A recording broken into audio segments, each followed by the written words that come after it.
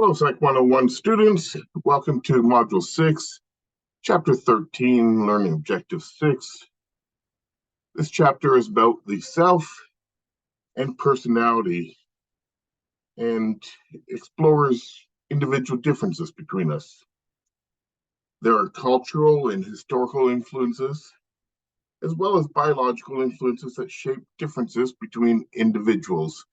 And we will look at aspects of the self and personality and the things that make us different from one another. So chapter 13 is on self and personality. The big questions in this chapter are, how do you know yourself? We will cover this in learning objectives 6 and 7. Learning objective 8 looks at how can you understand personality. And learning objectives 9 and 10 will deal with how does biology affect personality. So let's begin with how do you know yourself? And in learning objective 6, we will look at the self and self-esteem. Let's start with the definition of personality. A person's typical thoughts, emotional responses, and behaviors that are relatively stable over time and across circumstances. The important thing here being that, personality shows up over time and, as it says here, across circumstances. You can't know somebody's personality from, one short period of time or just in one circumstance because, we change how we act depending on circumstances and at different times. And so the personality is what's stable, in many different situations.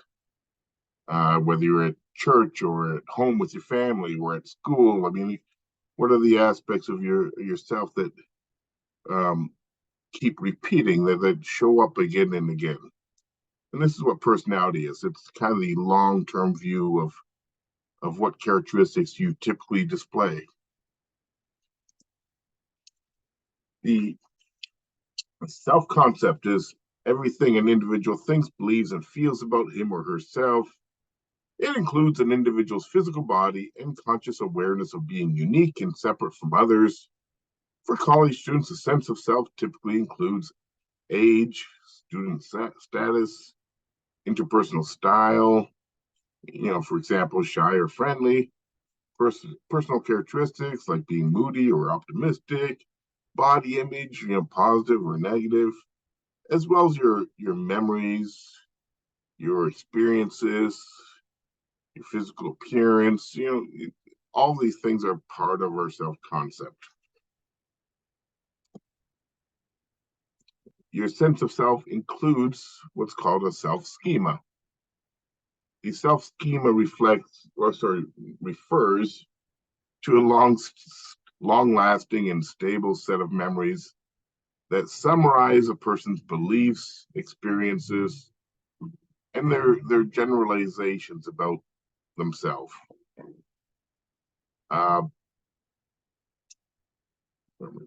Let's take a look at the picture here first. So this example, you see the self in there, centered in there, and some parts of the self schema are going to be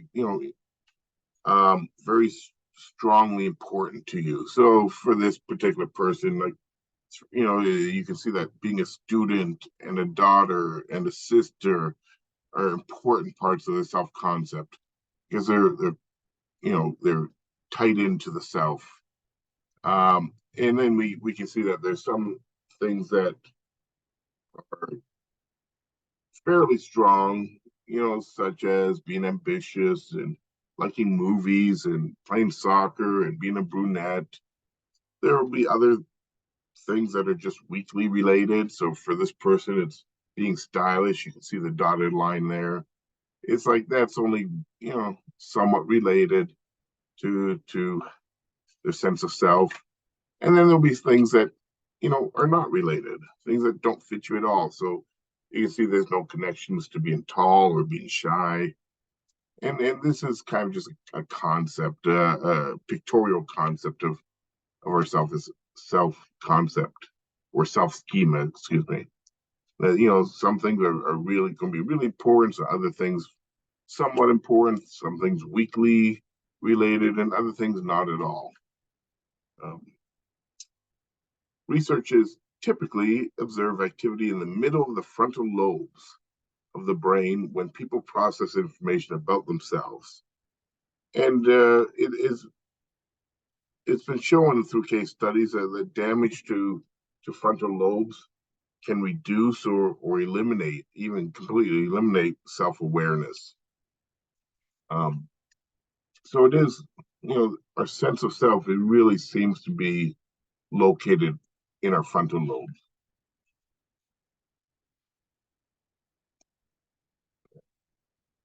Working self-concept is the self as experienced by the individual at a particular time.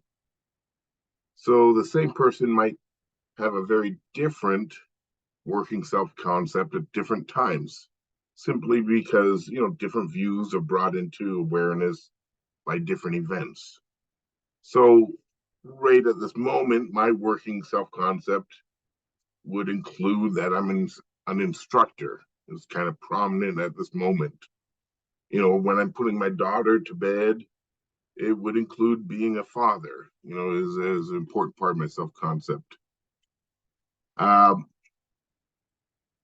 Research respondents are especially likely to mention features such as ethnicity, gender, or age if they differ in these respects from other people around them at that moment.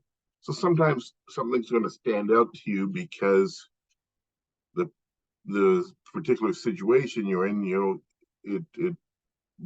it's something that's very different from you to others. So when I said that, right at this moment, my self-concept is as an instructor, I probably wouldn't have that if I was talking to a bunch of other instructors right now, but I'm talking to students, and so being an instructor makes me somewhat different, and it becomes highlighted in my self-concept, in my working self-concept.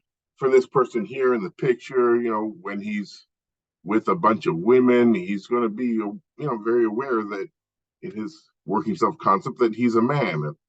And if he's with a bunch of white people, he's going to be very aware that he's black.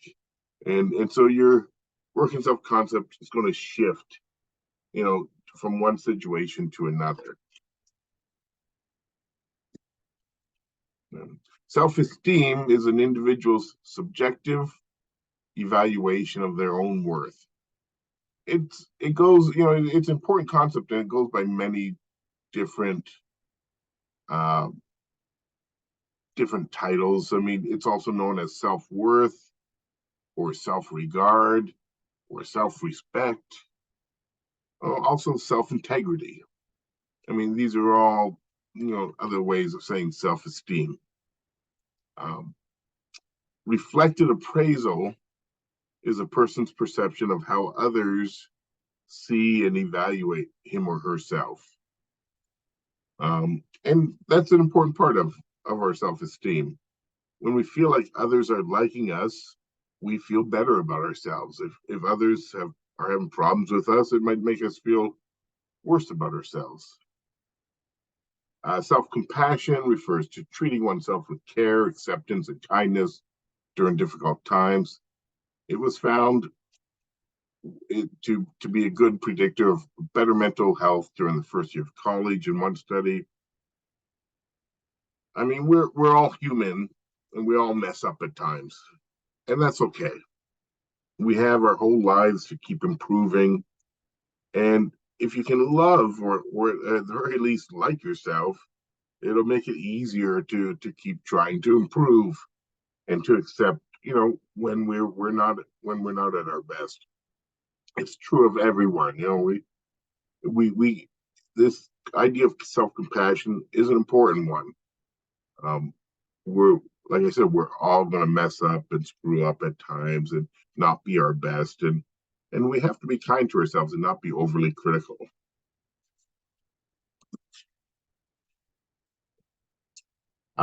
Self-esteem and life outcomes. Evidence from psychology indicates that self-esteem may be less important than is commonly believed. A review of several hundred studies found that although people with high self-esteem report being much happier than others, which is a good thing, self-esteem is weakly related to objective life outcomes. So, such as, successful social relationships, you're not going to necessarily be better at that with higher self-esteem or life success in general. Self-esteem doesn't mean that you'll do better in work or in other areas of life success, but you'll tend to be happier. And I think that's a pretty good thing. Even though we might encourage children to have high self-esteem, there is a tendency for self-esteem to fall during adolescence and be at its lowest for people, especially young women aged 18 to 22 years. So let's look at self-esteem across the lifespan. And you can see that, looking at this graph here, that self-esteem is very high in childhood, and then it dips in the teens and the early 20s. It rises throughout adulthood. It peaks in the 60s, and then it declines in old age. And you can also see from this graph that throughout most of the lifespan, males tend to have a higher self-rated self-esteem than do females. Okay, let's go on. Narcissism includes thinking very highly of oneself, needing admiration, believing others are inferior, and lacking empathy for others. A narcissist feels more valuable and special than anyone else. They concentrate on their own needs to get get angry if anyone challenges them. An analysis of many studies found increasing narcissism among American college students between 1979 and 2006. So, they're looking at about a 25 to 30-year period here. What are the reasons that narcissism has increased among college students in the U.S.? Well, there's been a few ideas put forth. A lot of self-esteem programs may have contributed to increased narcissism. The idea of grade inflation has been put forth. It's, grades tend to be higher overall than they used to be. It's easier to earn a higher grade than it used to be. And also, social media has been implicated, that self-promotion on social media can lead to narcissism as well. People tend to become less narcissistic as they approach middle age. And finally, the dark triad. Dun, dun, dun, dun. Okay. The dark triad describes 3 negative personality traits, including narcissism, psychopathy, and Machiavellianism. Okay. Psychopathy revolves around a general lack of caring for the welfare of others. Machiavellianism describes traits of those who manipulate others for their own gain and who lack conventional morality.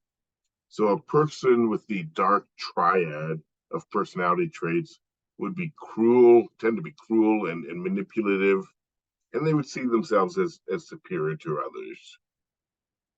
And that will conclude learning objective 6.